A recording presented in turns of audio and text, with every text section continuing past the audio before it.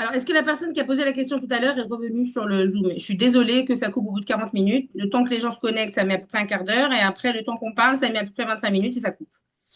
Alors, est-ce que la personne qui a posé la question est sur le OK? OK, je répète. D'accord? Je répète parce que c'est des questions très importantes. Euh, sachez que je travaille en collaboration avec le Bitoire Lomi. Donc, toutes les informations que je vous donne, c'est des informations qui sont vérifiées. D'accord? Qui sont vérifiées et qui sont véridiques. J'ai une personne qui travaille au Bitoire Léomi également au service invalidité qui fait passer les dossiers parce que je suis également, je m'occupe également des dossiers auprès du Bitoire Léomi de reconnaissance des invalidités. D'accord? Et donc, bien évidemment, j'ai besoin de son aide également pour des fois pour être sûr de la réglementation en la matière, puisque les pourcentages changent très souvent, et ils ont une réglementation interne bien à eux, Bitoire Lomi. Donc, si vous avez une invalidité qui est reconnue en France, il faut vérifier l'organisme payeur. Si, par exemple, votre organisme vous dit que votre invalidité se tient, est tenue par des conditions de résidence, donc vous la perdrez quand vous irez vivre en Israël.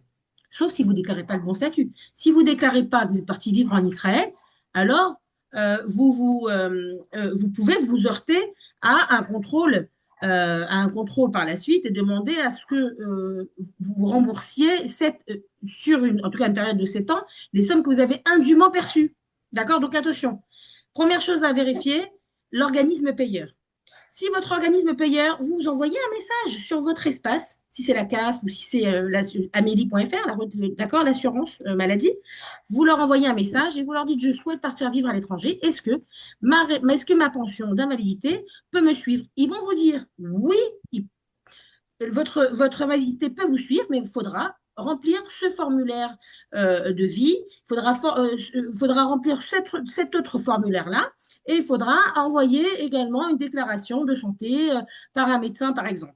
Donc, si vous le faites tous les ans comme il faut, votre pension d'invalidité pourra continuer. Tout dépend de l'organisme payeur. Donc, à vérifier. Première chose, envoyez un message sur votre espace, demandez-leur si c'est lié à des conditions de résidence. Si c'est lié à des conditions de résidence, alors vous savez qu'il faudra refaire votre dossier d'invalidité en Israël. D'accord? C'est pas parce que vous touchez 1000 euros en France que vous allez toucher 1000 euros en Israël. D'accord? Simplement, il faut savoir quel est le pourcentage de votre invalidité en Israël, reconstituer un dossier, c'est-à-dire aller voir un médecin traitant, venir avec les résumés des médecins, les faire traduire, vous prendre en charge auprès des médecins, faire les prises de sang, tout ce qu'il faut pour faire reconnaître votre invalidité en Israël. Et puis, vous pourrez également recevoir une invalidité en Israël en fonction de votre pourcentage. Est-ce que Moshe, c'est clair? Est-ce que vous avez compris?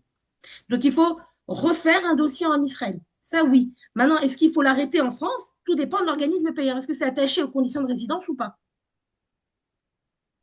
La pension d'invalidité, oui, elle s'arrête avec votre retraite. Je réponds à Simon. Vous ne pouvez pas toucher et la pension d'invalidité, et la retraite, et la RSI, vous ne pouvez pas tout cumuler. C'est pas possible. C'est pas possible. Il y en a une des deux qui s'arrête à un moment donné. D'accord? Donc, oui, pension d'invalidité, vous basculez sur la retraite. Malheureusement, des fois, la pension d'invalidité, elle est plus intéressante que la retraite. Mais c'est comme ça, il faut jouer le jeu. Et lorsque vous faites votre alia et que vous partez vivre en Israël, sachez que la CSG et la CRDS doivent s'enlever et donc normalement votre net doit augmenter automatiquement. Et donc du coup, vous êtes censé percevoir une retraite un peu plus importante, avec des contraintes bien sûr, puisqu'il faudra envoyer chaque année un certificat de vie. Je m'occupe des retraites aussi en France depuis Israël. Est-ce que c'est clair, Moshe? C'est bon? Ok. Est-ce que vous avez d'autres questions?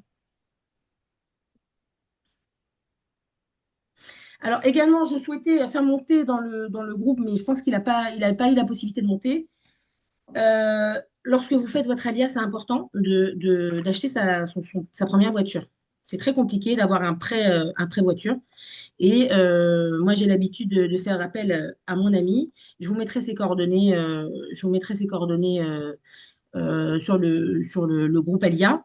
Il vous monte les dossiers prêt voiture. Et même si vous avez des revenus de France. Donc, c'est très important de l'avoir sous la main parce que ça permet de faire, de pouvoir acquérir sa première voiture en Israël, qui est pas facile. Bien évidemment, vous avez une exemption une partie des frais de douane, ce qui vous permet de toucher la voiture beaucoup moins chère sur une voiture neuve.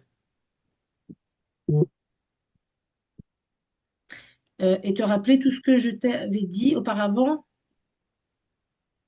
J'ai pas compris. Moshe, expliquez-moi ce que vous m'avez marqué. J'ai pas compris.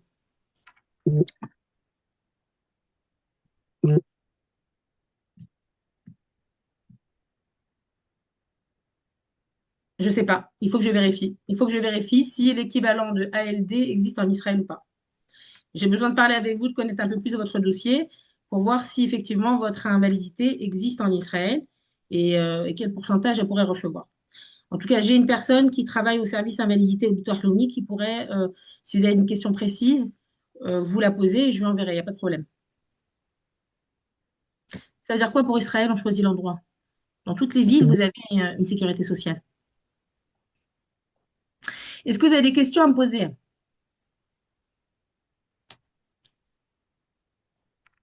Est-ce qu'il y a des questions relatives aux retraités? Est-ce qu'il y a des questions relatives au marché du travail?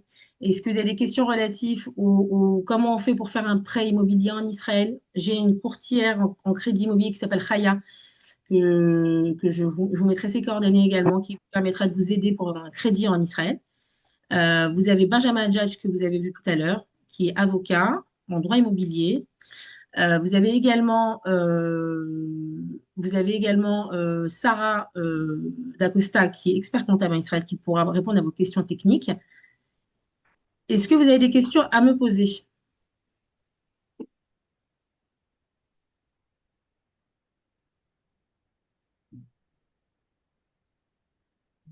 Pour le Bitoire Leumi, vous m'envoyez vos questions et je lui transmets. Je ne peux pas vous donner ses coordonnées.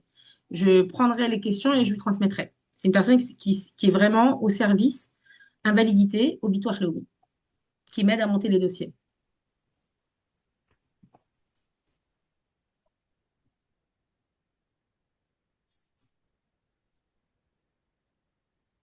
J'ai pas compris votre question, Moshe. J'ai un titre professionnel en agent administratif et pour le valider en Israël. Et c'est quoi agent administratif?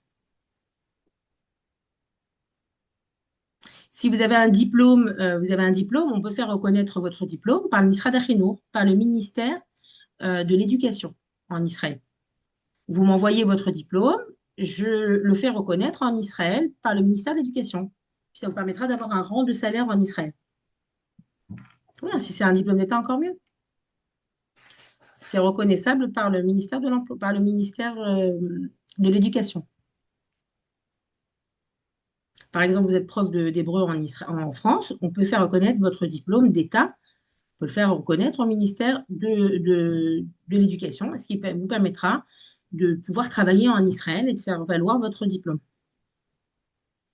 Pareil pour les dentistes, pareil pour les avocats, pareil pour les médecins.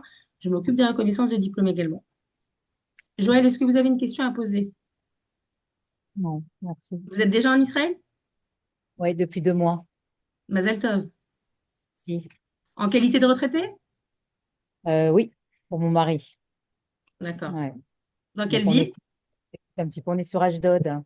Ah, bah, parfait. Dans quel quartier? El Khai. D'accord. El D'accord. Ben, moi, Khai. je suis à Udalef, à Ashdod. Ouais. Vers la City, c'est ça? À Si j'ai bien Udalef. compris. On n'est pas très loin. Au plaisir de vous rencontrer. Ouais, si Dieu veut. Ah, mais c'est sûr que Ouais. si j'ai des questions, on essaye de faire les choses petit à petit. Ça prend du temps, hein, quand même. Bah, Tout prend l'ALIA, du temps. c'est bien sûr, il faut être accompagné Mais pour bon, pouvoir faire rapidement les démarches ouais. au début. Ouais, c'est pas facile. C'est pas facile. La Oui, ça va. question, il y a une question qui m'est posée, la retraite française.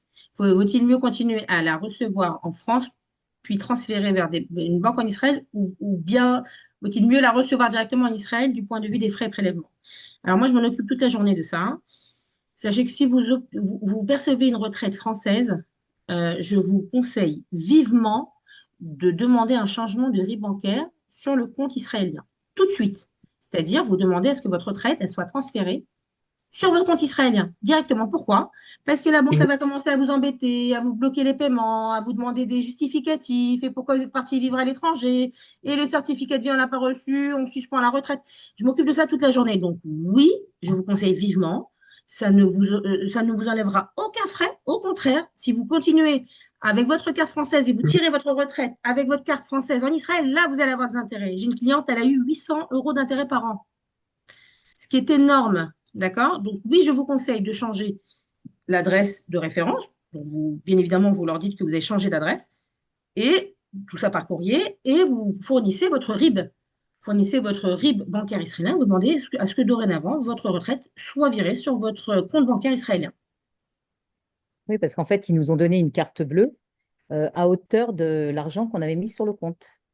Ils vous donnent une carte directe. Pourquoi? Une carte à Non, alors débit direct, on a demandé une autre. immédiat.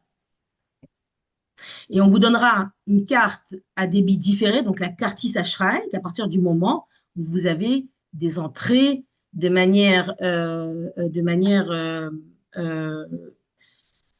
manière régulière et qui permet de faire des paiements à débit différé. Donc la carte Issachraï, on l'a pas comme ça rapidement. Mm. Enfin D'accord? bon, on a quand même réussi à l'avoir. Vous Mais avez réussi à l'avoir? ouais, Parce que vous ouais, avez ouais. justifié de Parce rentrée, de que retraite peut-être? oui, on a justifié, mais aussi le fait qu'on voulait payer en Israël, par exemple, ne serait-ce que Hot, les factures de téléphone, tout ça. Et Ouais. moi, quand j'ai eu la première carte, je ne savais pas que c'était une carte où on pouvait quasiment rien faire dessus, que des courses, que des choses comme ça. Et bon, finalement, ils nous l'ont donné. On est à la discount, Vous êtes à la discount Adelette? à la City. Très bien. Très bien. Très, très bien. C'est une bonne banque, la banque Discount. Quand on fait On l'ALIA, a... c'est très bien. Non, ça va. Vous m'avez posé une autre question sur le groupe. Bonjour, pour remplir le dossier, c'est l'agent juive. J'ai pas compris la question. Vous souhaitez faire votre ALIA. Moi, je ne remplace pas l'agent juif. Je ne remplace pas le Keren El Hadidout. Je ne remplace pas Kelita. Je ne remplace pas les organismes qui existent, grâce à Dieu. Moi, je suis une société privée qui vous permet de vous aider dans vos démarches d'ALIA, donc de vous préparer tout votre dossier, et après la ALIA, de vous aider dans tout l'administratif qui existe. D'accord? C'est-à-dire ouvrir un compte bancaire, vous aider, quelle carte prendre, par exemple, qu'est-ce qu'il faut demander, les rendez-vous au Misra d'Apnim, au Misra Tarbora, tous ces rendez-vous-là, je vous les prends en ligne parce que tout se passe en ligne. Même les dossiers d'invalidité, je veux dire, je vous aide à tout faire. Maintenant, le dossier d'Alia, il se passe par l'agent juif. Vous habitez en France, il faut appeler l'agent juif en France, le Global Center. Vous habitez en Israël, il faut appeler le Global Center en Israël. Et si le Global Center, l'agent juif, refuse la LIA depuis Israël, il faut passer par l'Isra d'Apnim. D'accord? Il y a des règles. Vous venez du Canada, vous avez également l'agent juif au Canada. Vous venez, je ne sais pas, des États-Unis, vous avez Nefesh Banefesh qui est le transit avec l'agent juif et qui vous prépare votre dossier d'ALIA. Et est-ce que je peux commencer avec une banque israélienne, un compte bancaire en Israël, avant que je parte en Israël, dès que je me lance dans l'administratif pour commencer à rentrer mon argent de France en Israël ou j'attends d'arriver en Israël? Ça, c'est les date, c'est-à-dire c'est à votre propre pouvoir discrétionnaire. C'est-à-dire que si vous souhaitez ouvrir un compte bancaire en Israël, ce sera en qualité d'étranger, avant votre ALIA. D'accord? Vous pouvez ouvrir un compte bancaire en qualité d'étranger. Et quand, si Dieu veut, vous viendrez faire votre ALIA, il faudra le basculer en compte israélien. On vous demandera votre numéro fiscal, on vous demandera de remplir des formulaires, ce qui est normal, contre les procédures de blanchiment d'argent. Mais effectivement, oui, vous pouvez faire ça. Oui. Rien ne vous empêche d'ouvrir un compte bancaire en qualité d'étranger en Israël. Oui. Gaël, bonjour. Bonjour Daniel, vous avez une question? Vous allez bien? Oui, j'ai une Bien. question. J'ai mon père qui veut pas prendre le statut de résident fiscal israélien. Il me demande à partir de quand il doit switcher à partir de quand de temps de résidence en Eretz, il doit switcher sur un statut de résident fiscal. Lui, il n'a pas forcément envie de se faire imposer par Israël. Il a fait Il l'ALIA a une déjà? situation en France. Non, non, il n'a pas fait l'ALIA. Il ne fait pas l'ALIA. Lui, il Alors, veut venir voir quelle est la ses question? enfants. Et alors, c'est à partir de combien de temps de résidence en Eretz on devient Toshav? Alors, la question, elle n'est pas bien tournée. C'est-à-dire que, Ok, comme j'ai expliqué tout à l'heure, lorsque vous faites votre alia, vous obtenez la nationalité israélienne et la résidence israélienne. Ça va ensemble. oui. On ne peut pas dire, moi, je veux juste le passeport bleu, mais je ne veux pas vivre en Israël. Je veux Ok. juste le passeport bleu. C'est pas Mais possible. lui, il fait pas l'ALIA. Lui, il fait pas l'ALIA. Il est simplement touriste. Alors, il est touriste. Très bien. Alors, pourquoi il veut être résident israélien? Non, non, lui, il veut pas être résident Il israélien. a le Lui, il droit veut d'être en savoir, Israël 90 jours par an. mais 90 jours par an, pas plus. C'est avec l'État île, le nouveau, vous savez, vous avez Ouais, la nouvelle procédure procédure. aujourd'hui. C'est Ouais. comme les stars quand vous allez aux États-Unis. Vous avez le droit de remplir ce formulaire et vous avez le droit, pendant 2 ans, de rester 90 jours par an, de rester 90 jours de manière successive en Israël. D'accord? Donc, vous dépassez ces 90 jours, ils peuvent venir vous prendre et vous dire, monsieur, vous retournez de là où vous êtes arrivé, de là où vous êtes venu. C'est l'état île. Ça permet de vérifier ses frontières, de voir qui rentre et qui sort. D'accord? Donc, D'accord. s'il est touriste, il a le droit de rester 90 jours de manière successive en Israël. C'est tout. Maintenant, au bout de combien de temps on devient résident? C'est pas au bout de combien de temps on devient résident. Pour être résident, il faut faire la Alia, Oui, parce que ça va je suis ensemble. d'accord. D'accord? Donc, D'accord. s'il veut faire son alia, il va falloir que le centre de sa vie se trouve en Israël, c'est-à-dire plus que 6 mois Ok. par an. Et, ma- et maintenant, comment est-ce qu'il peut faire pour dépasser ce délai de 90 jours sans être résident fiscal? Il ne peut pas. Ok, très Il peut bien, pas. merci. Il peut pas. Très bien. D'accord? Il faut qu'il fasse son alia pour pouvoir être résident. Il peut Ok, pas, très bien. voilà, il peut pas se résider fiscalement en Israël s'il n'est pas résident israélien. Non, Galit, je pose la question, c'est moi il veut pas prendre le statut de résident fiscal israélien. Il veut garder son statut de résident fiscal français. Ouais? Eh ben, il peut venir en tant que qualité de touriste 90 jours 90 par an. jours, pas plus. Ok. Pas plus, Bon, ouais, pas très plus. bien. C'est Merci beaucoup. 90 jours par an. Je le Oui, précise, hein, il 90 peut jours faire par an, 30, et 30. l'état île, vous le remplissez une fois, et il est valable 2 ans. Il est là 2 ans, ouais, c'est ça. Merci beaucoup, Galit. Je vous en prie. Est-ce qu'il y a des personnes qui ont des questions sur le Zoom? Donc, il y a des questions relatives au marché de l'emploi, au travail. Et j'ai mon amie qui s'appelle Hana, je vous mettrai ses coordonnées, qui propose qui propose des ulpanes, mais c'est des ulpanes où déjà vous maîtrisez l'hébreu, c'est des ulpanes un peu plus professionnels et vous permet aussi d'avoir accès à des formations professionnelles. Par exemple, la plomberie, l'électricien, ils vous forment et ils vous donnent un travail à la clé. Ça existe aussi. D'accord? Vous avez un salon de l'emploi qui va se tenir là, le 16 et 19 juin. Je vous ai mis le lien aussi sur le groupe Alia pour que vous puissiez regarder un petit peu quels sont les employeurs qui proposent du travail. D'accord? Mais bien évidemment, il faut maîtriser les bons. Donc, quand vous faites la Alia, vous avez le ministère d'Aquitaine, le ministère de l'Intégration, qui vous propose un ULPAN en ligne, qui est digital. Il faut le faire. Après, vous avez l'ulpan de l'État. C'est 20 heures par semaine. Donc, soit le matin, soit le soir. Je vous conseille de le faire. Vous avez le droit pendant 10 ans à la formation en Israël. Donc, je vous conseille 10 ans d'ulpan. Je vous conseille de faire ces ulpans. C'est pas pour rien. D'accord? Savoir se repérer, savoir parler, savoir lire, savoir écrire. C'est très important en Israël. Puis, lorsque vous avez passé ce cap d'ulpan, et je parle l'hébreu courant, en tout cas l'hébreu de la rue, à ce moment-là, vous pouvez commencer à refaire votre CV et à chercher du travail et faire des bilans de compétences qui sont pris en charge par le ministère de l'État, qui coûtent 70 shekels, et avec des formations à la clé qui sont pris en charge par le ministère de l'État. Et après, par la suite, bien évidemment, vous insérez dans le marché du travail. Si vous avez l'âge, bien évidemment, pour travailler. L'Ulpani en ligne, c'est dès que vous avez fait l'ALIA, et que vous avez la Théoudat Zéhout, la carte d'identité israélienne, vous allez au Misra d'Aklita, On vous ouvre vos droits panier d'intégration et tout, les 6 premiers mois, où on vous donne des sous, et on vous donne des accès en ligne pour vous connecter et commencer l'Ulpan en ligne. Bon, ça nous panne un petit peu, ennuyant, béaba, je veux dire qu'on fait en ligne, mais rien ne remplace l'Ulpan que vous faites en classe, dans des vraies classes, le matin. C'est très important de le faire. Même moi, qui est israélienne, j'ai fait l'Ulpan, hein. J'ai fait l'Ulpan parce que je voulais me sociabiliser, je voulais rencontrer des gens, je voulais qu'on me redonne des règles grammaticales que j'avais oubliées, parce que les Israéliens font beaucoup de fautes. Ça m'a permis de me situer, de connaître mon niveau, de faire encore d'autres Ulpan professionnels après Ulpan juridique, je veux dire, et d'avancer.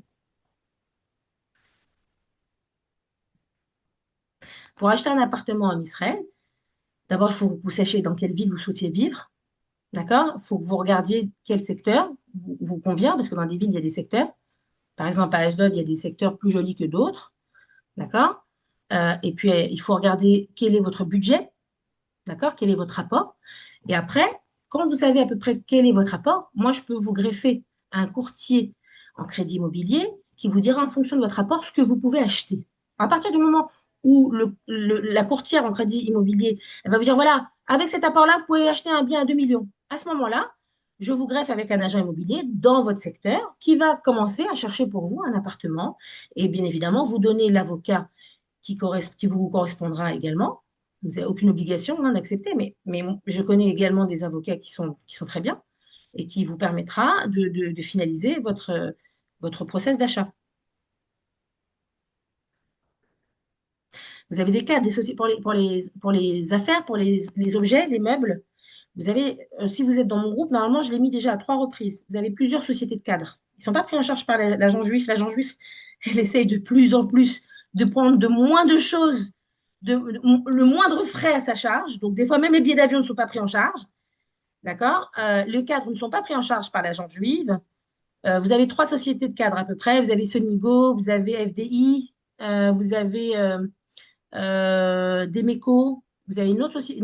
Vous faites les devis chez les 3 sociétés, vous regardez quel est le moins cher au mètre cube. C'est en fonction du mètre cube. Donc, si vous avez des choses qui sont cassées, qui sont vieillots, ne les prenez pas. Si par contre, vous pouvez acheter du beau mobilier chez Fly ou je ne sais pas où, du beau mobilier, prenez-les en carton, en kit comme ça et vous les montez en Israël. Prenez des monteurs en Israël. Je le remettrai sur le groupe WhatsApp. Refaites-moi la demande sur WhatsApp, Joël, et je le remettrai. D'accord? Mais les sociétés se valent. D'accord? C'est des sociétés de cadre privés. Et bien évidemment, vous êtes exempté des frais de douane puisque vous êtes au Hadash. Vous devrez présenter votre Théodat Olé pour être exempté. Et puis, tout dépend du mètre cube que vous avez. Est-ce que vous avez d'autres questions? Alors, attendez, il y a quelqu'un qui m'a posé comment choisir une ville en Israël quand on vient de Paris et que nous sommes bientôt à la retraite? Alors, moi, je vais vous dire que j'aime Ashdod. Mais vous allez peut-être me dire que vous aimez Natania. Vous allez me dire peut-être que vous aimez Batiam. Tout dépend de ce que vous aimez, ma chère dame. Gaël, question. Est-ce que vous Oui, faites dites-moi. l'accompagnement pour la détaxe? Des On va taxes faire de la dia quoi? si je veux. La détaxe pour l'électroménager. Nous, on compte racheter tout notre électroménager en France et faire la détaxe auprès des établissements français en disant qu'on est au qu'on est en Israël et obtenir la détaxe. Et pareil chez Ikea. Il y a quelque chose les transporteurs nous disent qu'on peut faire une détaxe. Est-ce que vous faites l'accompagnement sur les sujets de Alors, détaxe? lorsque vous faites la LIA, Hmm. vous achetez un cadre. Vous pouvez mettre tout ce que vous voulez dans le Oui, cadre. Que ce soit oui, l'électroménager, que ce soit un vélo, que ce soit, je veux dire, vous êtes exempté des frais de douane déjà. D'accord? c'est ça. Donc, voilà. Ça, ils le font automatiquement au MERES. Ils le font automatiquement à la douane quand vous présentez votre Théodatolé. Vous n'avez pas besoin de moi pour ça. D'accord? C'est pas que je veux pas que vous preniez mes services. C'est que vous n'avez pas besoin de moi pour ça. Ça se fait automatiquement. Par contre, il y a des gens qui m'ont dit oui, mais il y a Des complications. non, non, non. Il y a des personnes qui me disent qu'il y a euh, de l'électroménager israélien où il y a un prix préférentiel dessus. Je ne vous conseille pas parce que Ouais, l'électroménager israélien, c'est pas le meilleur. Et des fois, on n'a pas envie d'acheter on n'a pas envie d'acheter de l'électroménager israélien, on a envie d'acheter du Samsung, on a envie d'acheter du LG, je sais pas, hein. Donc, achetez, Ok. mettez dans votre cadre, ça sera détaxé à l'arrivée. Ouais, Que mais ça à ce soit qui du paraît, c'est Ikea plus compliqué. ou que ça Ouais, soit c'est du compliqué à ce H&M. qui paraît. À ce qui paraît, c'est un petit peu compliqué pour faire détaxer tout ce qui est Ikea, tout ce qui est boulanger et tout. Les procédures, elles sont longues et il faut suivre, quoi.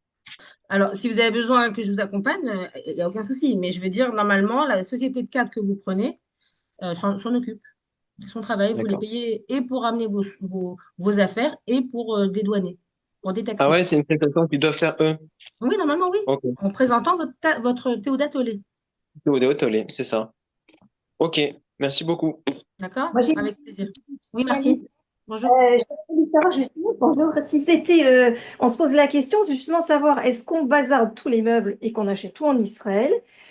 Parce qu'on a vu, on s'est renseigné quand même sur le prix des cadres, c'est quand même, c'est Ils ont pas augmenté leur donné. prix, j'ai l'impression. J'ai vu que vous étiez en train de cuisiner, donc Oui, je, je heureusement travaille, que j'ai pas vu ce que vous cuisinez parce que je suis dans le 9e mois de grossesse et j'ai des très très grosses envies.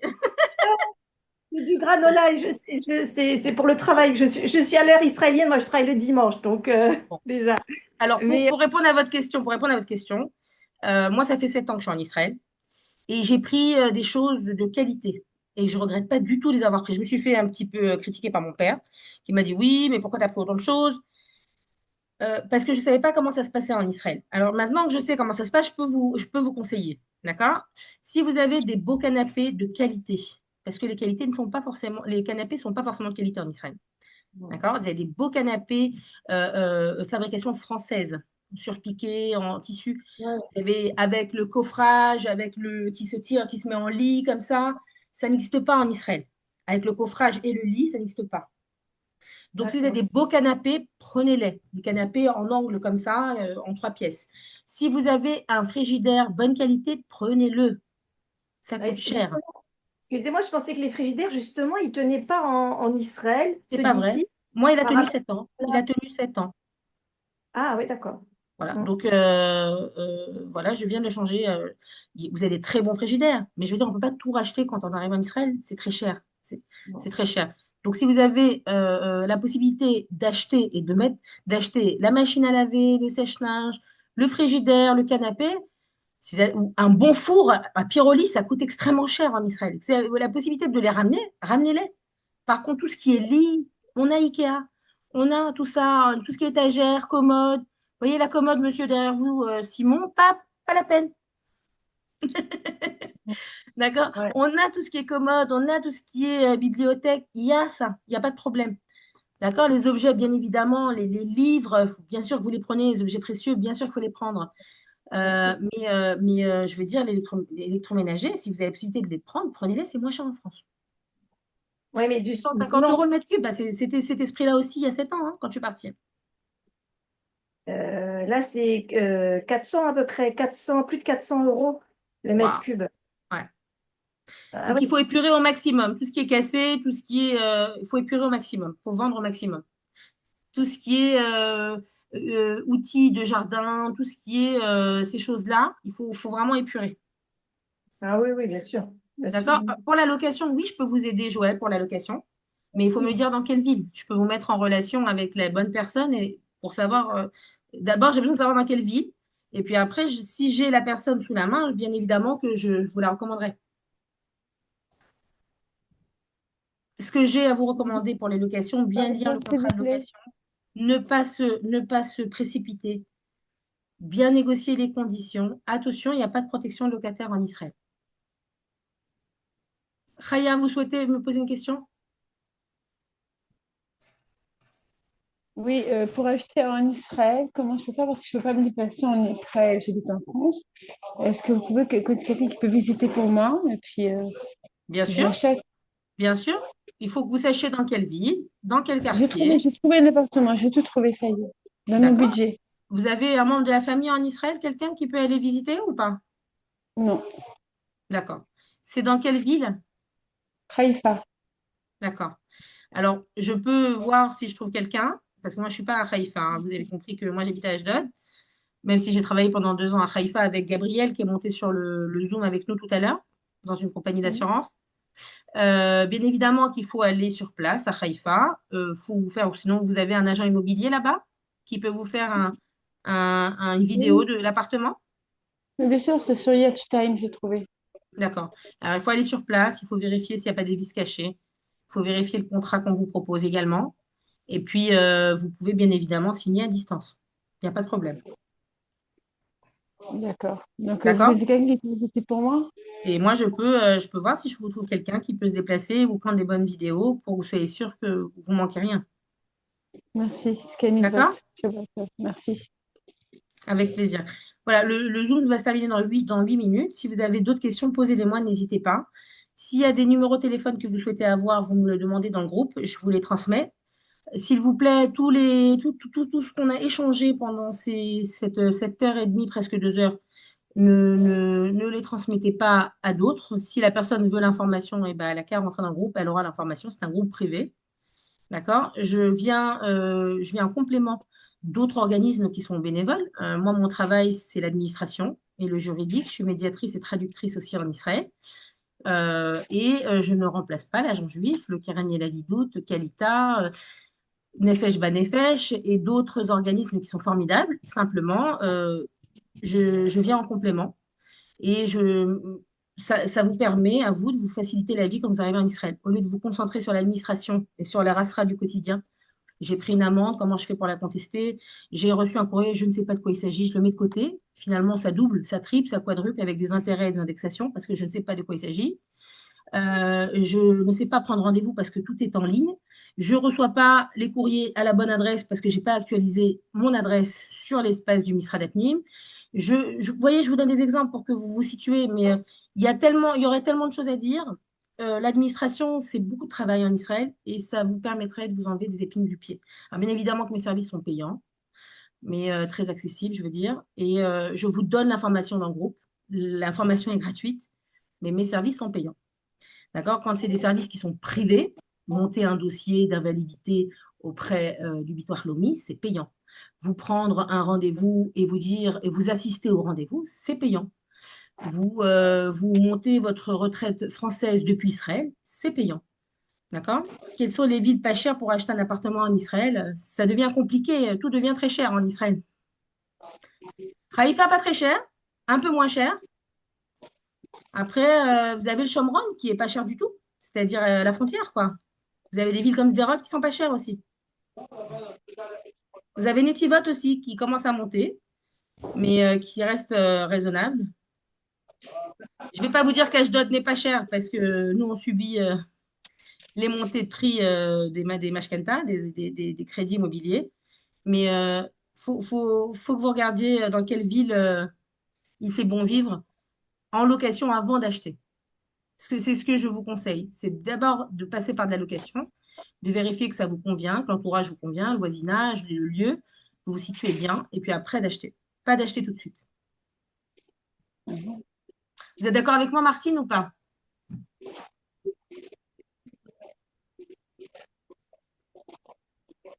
Voilà, je vous remercie d'avoir assisté au Zoom.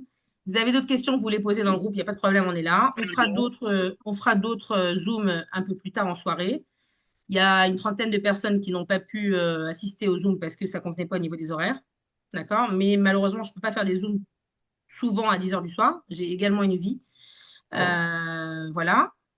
Donc, je vous souhaite une bonne alia. Sachez que Jessica Avital est extraordinaire. Elle accompagne émotionnellement à l'alia. Elle est vraiment extraordinaire. Je vous la recommande. Elle fait des miracles. Et puis, n'hésitez pas, pour tout ce qui est question administrative et juridique, je suis là. Merci beaucoup. Merci. Je vous en prie, une grande atzlacha. Bonne atzlacha, Merci. Joël. Au plaisir de vous rencontrer à Ashdod. Merci, Galit. Avec plaisir. Au revoir. À bientôt. Au revoir.